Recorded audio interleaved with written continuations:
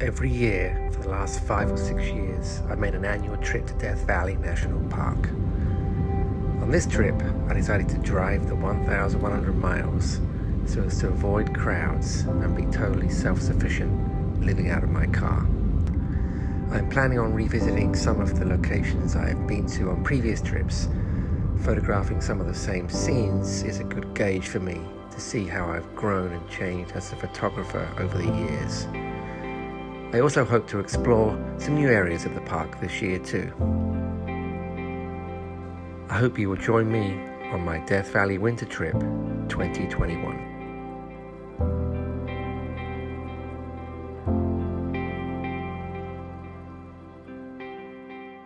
Well, that was a long day of driving. About 12 hours from just outside Yakima in Washington down to Fallon, Nevada. I'm at a truck stop because I just couldn't go any further and just needed to stop and rest and get some dinner. I've got my jet boil thing going here and gonna have some of this what is it, lasagna and meat sauce tonight.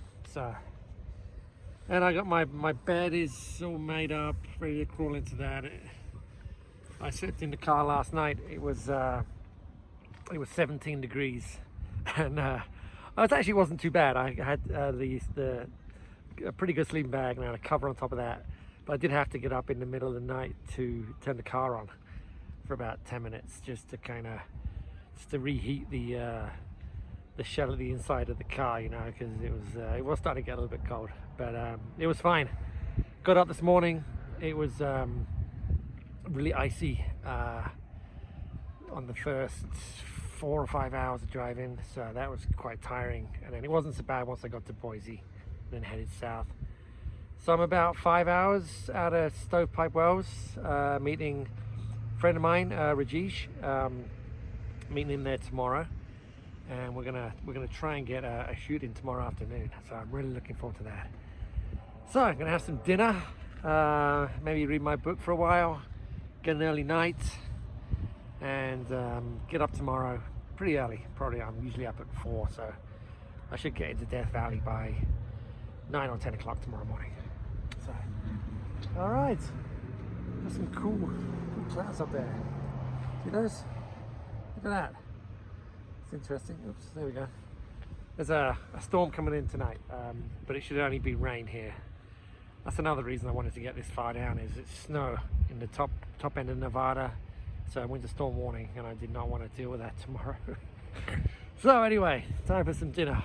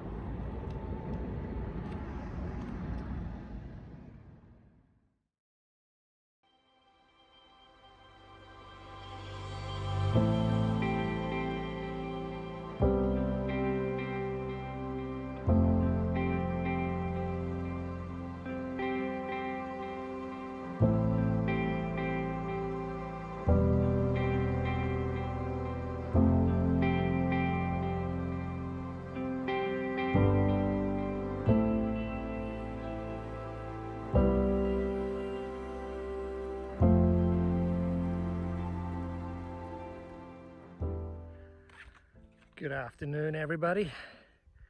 Death Valley, California. Whew.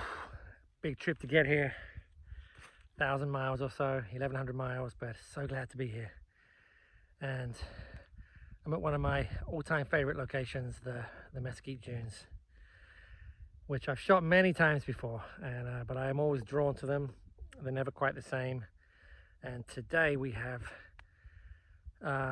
some really cool clouds in the sky you can see above my head here. So hoping for, I don't know, when I came here I was maybe going, let's go for some more detailed shots and look for some detail in the landscape, maybe something different. But when I see a sky like this, it's really hard not to pull out the wide angle lens and get it all in. But we'll see, you know, because it could be quite dramatic. We've got about, I don't know, another hour or so before the sun goes behind the mountains over there, the Panamints. And I'm here with a friend of mine, Rajesh, from Rajesh Naturescapes. So I put his Instagram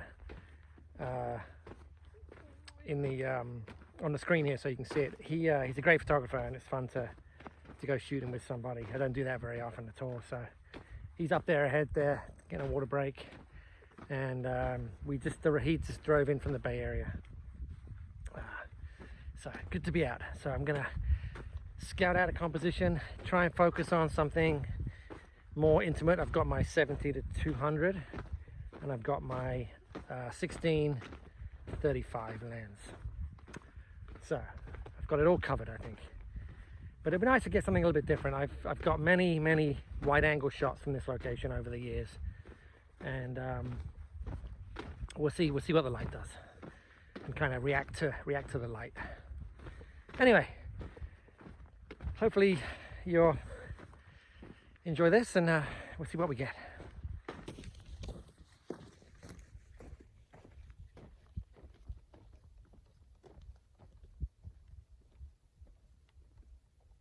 So the clouds are thickening up quite a lot. I'm hoping we'll have some direct light on the dunes so we can get the nice contrasting shadows. We'll have to see.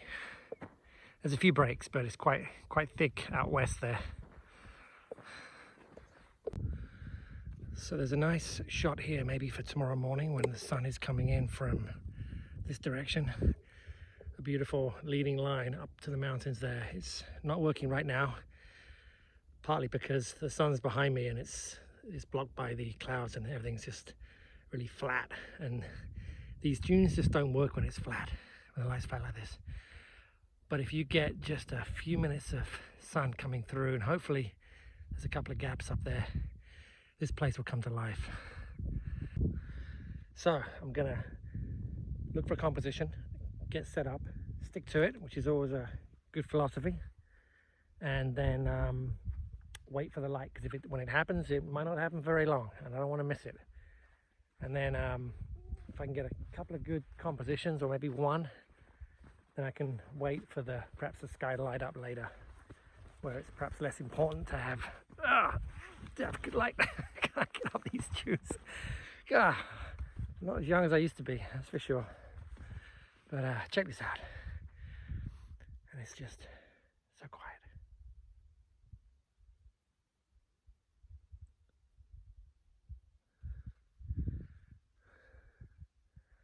There's Rajesh up there.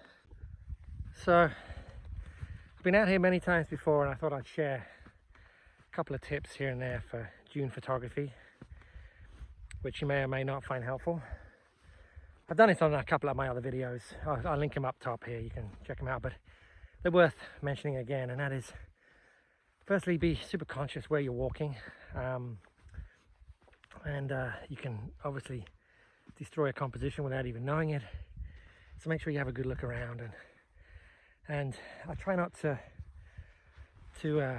trample all over the place. I don't want to destroy compositions for other people who might venture up here as well.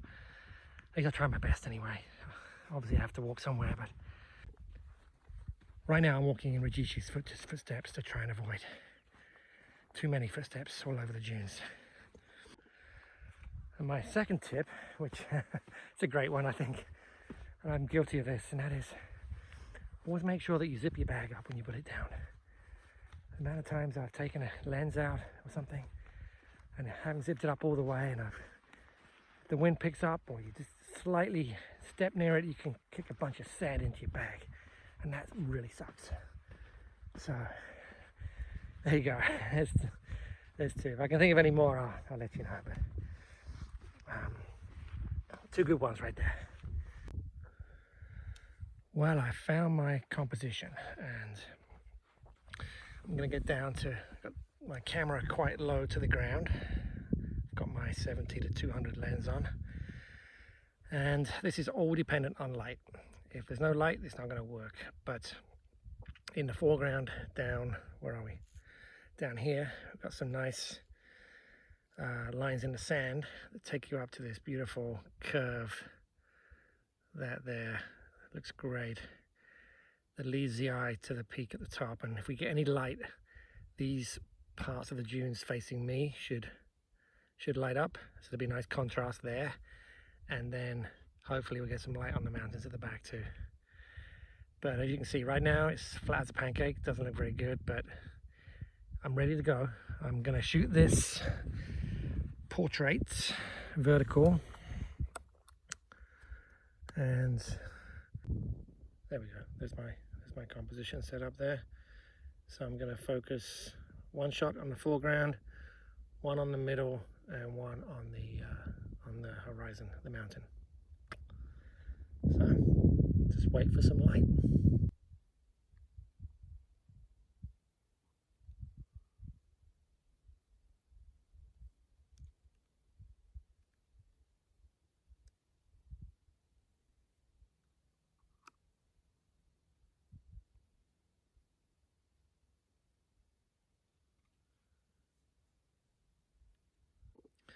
Well, here's the same scene with a bit of filter sunlight. You can see what a difference it makes. The dunes just come alive when you have sunlight on them. What a difference. It's not perfect, but it's certainly better than it was. So I took this shot here. I actually moved came up a little higher on the tripod because I really like these lines, these ones down here, kind of sweep you into the scene, and you have the S curve leading up to the mountain. So pretty pleased with that image. I think it came together, I think.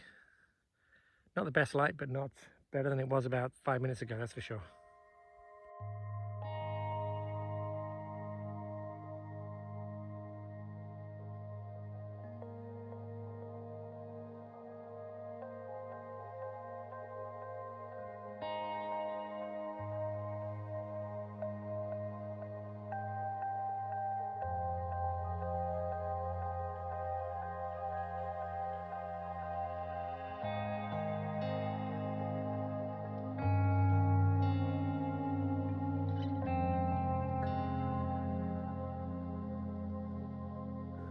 All right, that's in the bag.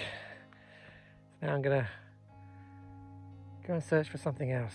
Maybe get a little higher up and see if I can find something else to shoot. There's just so much up here. I did take a shot shooting this way behind me. Kind of zoomed in where you had a little bit of the mountain. Not sure how it's going to come out.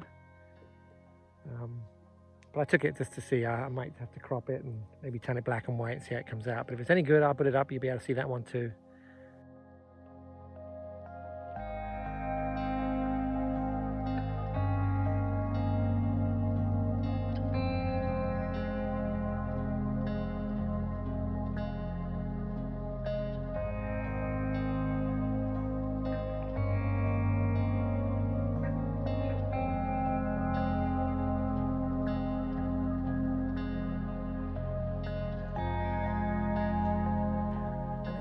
Enjoy the peace and quiet and see if the sky catches. It'd be great if it does. It's just so peaceful here. Absolutely love it.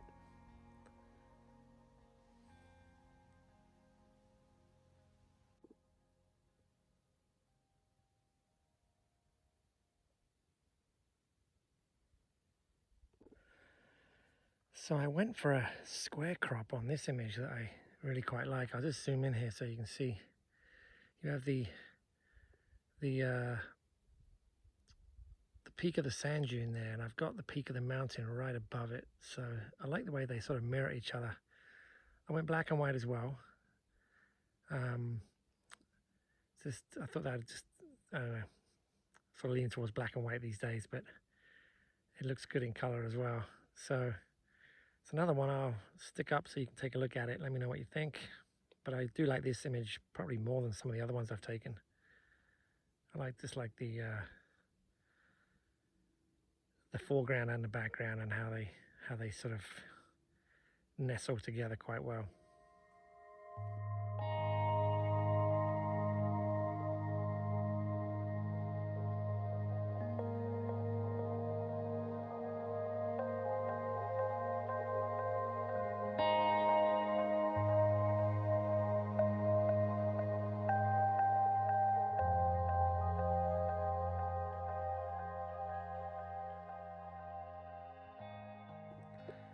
I thought I was going to be out of luck there with the sun, but I mean, it's still a bit hazy, but it's certainly better than I thought it was going to be, so that's great. All right, well, it's been a long video, this one, so I'm going to wrap it up right here. If anything good happens with the sky, I'll stick the image up there at the end, but I think you probably have seen enough for episode 1, but stick around, because episode 2, 3 and 4, hopefully, on this trip, I'm going to go to a couple of locations I haven't been to before, so, and really looking forward to that. Anyways, all right, so signing off from a beautiful evening on Mesquite Dunes in Death Valley.